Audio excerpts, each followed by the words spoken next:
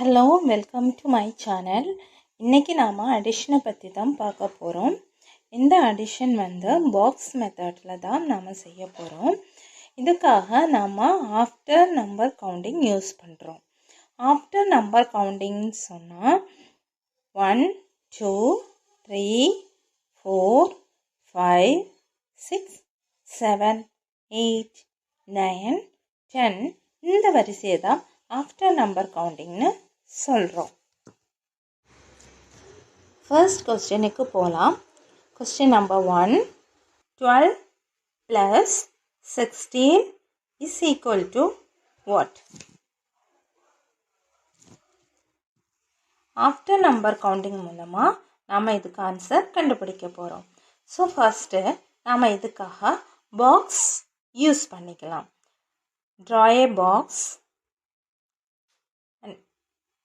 இதை ரெண்டாக டிவைட் பண்ணிக்கோங்க.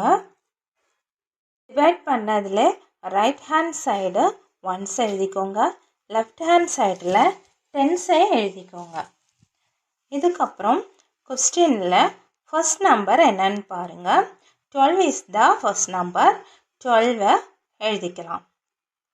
தென் சிம்பிள் கவனிச்சுக்கோங்க. ப்ளஸ் சிம்பிள் பாக்ஸ்க்கு வெளியில் போட்டுக்கலாம்.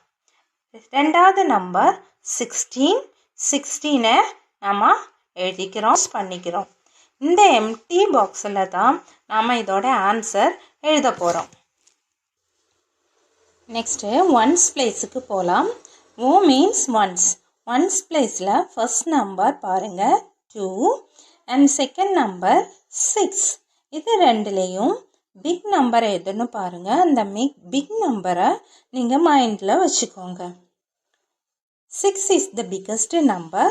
அதை நீங்கள் மைண்டில் சேவ் பண்ணிக்கோங்க. ஸ்மாலஸ்ட் நம்பர் இதில் 2. ஸோ 2வை நீங்கள் ஃபிங்கர்ஸில் எடுத்துக்கலாம். மைண்டில் வச்சுருக்கிற நம்பர் முடிஞ்சு கவுண்ட் பண்ணுங்க. மைண்டில் 6 இருக்குது. 6 ஆஃப்டர் 7 8. So here 8. இப்போது நம்ம ஒன்ஸ் பிளேஸ் நம்பர் ஃபினிஷ் பண்ணிட்டோம். நெக்ஸ்ட்டு டென்ஸ் பிளேஸ் போங்க. டென்ஸ் பிளேஸில் ஃபர்ஸ்ட் நம்பர் 1, செகண்ட் நம்பர் 1 ரெண்டுமே ஒன்றா இருக்கனால இதில் ஏதாவது ஒரு ஒன்றை நீங்கள் மைண்டில் சேவ் பண்ணிக்கோங்க.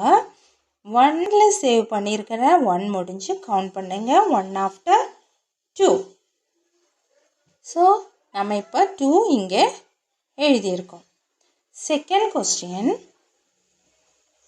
number B, 34 plus 25. 34 plus 25 is equal to what?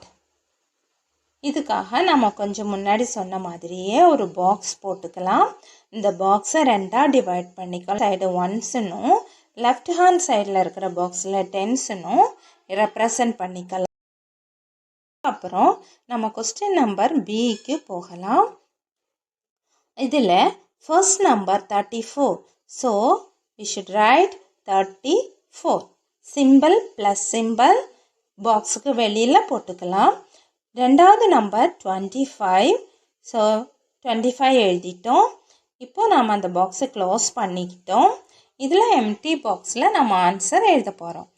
நேராக ஒன்ஸ் பிளேஸுக்கு போகிறோம்.